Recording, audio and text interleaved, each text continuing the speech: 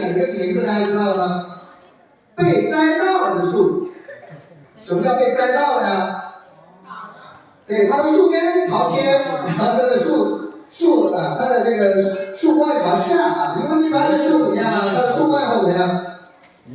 会非常大，像一把大伞，是吧？但是这个植物很有意思啊，它的树冠很小，相反的，它的树根很大很大啊。大家知道为什么它的树根要很大吗？找水。对，大家说的很对，说明大家对植物啊、对生物还是很了解的。因为它生长在的地方，大家看出来是非常非常干旱的。那么它为了喝到深层次的这个地下水，它就得拼命的往怎么样？地上找。对，往下扎根，往下扎根。那么其实禾苗树都有一个这个大肚子，特别特别大的胖的肚子啊，所以在当地人那个对这个叫它叫什么树，大家知道了吗？大肚子树。小朋友们，你在妈妈肚子里是什么呀？妈妈被称为什么？孕妇，是不是？所以在当地有个名字叫孕妇树孕妇树孕妇树。所以呢，大家刚才能看到这张照片，别的植物都很稀稀拉拉的，只有禾苗树活了下来。大家知道为什么吗？干死了。对，有一个重要的原因就是它能够吸水，能长得很大，别的植物相对来说没有吸水能力没那么强。第二个原因就是其实还有很多的大树都被当地人怎么样啊？砍掉了。但是当地人不会砍猴面包，大家知道为什么吗？因为它是孕妇。他们认为猴面包树是所有树木的妈妈。如果砍掉了猴面包树，其他的植物，甚至它们的玉米芒果都没法生长了。所以猴面包树被保护了起来，成为能够存活到现在有很多的大树的一个重要的原因啊。这个就是大肚子猴面包树。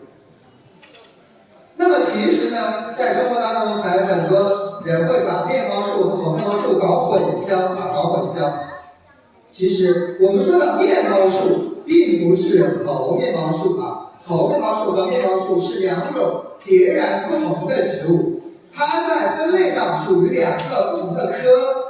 大家都没有吃过菠萝蜜啊？这个像不像菠萝蜜？对，这个就是一种菠萝蜜树。那么真正的面包树，它是一种菠萝蜜树，大家记住了这个果子它是一个大菠萝蜜它跟菠萝蜜是兄弟姐妹的一样的关系。我们叫它同一个属的植物。我们知道生物的分类线是什么呀？界、门、纲、目、科、属、种。那么属是相当于是打个不恰当的比方，你和你的姐姐可以说是同一个属的你们都是一个家庭的共有一个妈妈大家看到这个就是面包树的一个解剖图左边的看到没有大家有没有吃过桑葚？吃过是吧？吃过菠萝蜜。那么这一个呢，其实就是菠萝蜜的一个果子这整一个我们叫它一个果实的集合。这种果实类型呢，我们叫它叫聚花果，包括菠萝也是。我们吃的菠萝那一个洞一个洞咬掉的这个部分就是一个果子。那么菠萝蜜其实是叫聚花果桑葚也是这样的好，这个是在东南亚非常流行大家他们当地人会把面包树烤了以后蘸酱吃蘸番茄酱。如果大家有机会去到马来西亚印尼去旅游，大家会吃到这个面包树的果子而好面包树呢，它是截然不同的。这个就是它的一个果子，一个果实这个是几个果实对，那么这个呢是它有一共有多少个果实对，数不清的果实，很多个，每一个就是一个果实啊，每一个就是一个果实。大家知道个概念啊，知道一个概念的。我们最常见的就是菠萝啊，菠萝是这样的。这个是横根毛树内部的一个结构啊，内部的一个结构，它长得像白白的这个面包啊，面包。我们再近距离的看一下啊，这个是面包树的果实，然后做出了这个面包和面包树的这个果粉啊，果粉。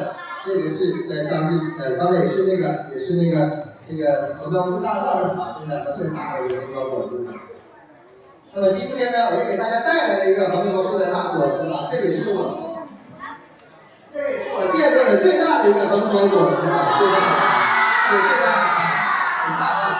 一会儿呢，大家可以啊，等到讲解完以后，大家都可以上来啊参观啊，观看一下啊，观赏一下，抚摸一下它。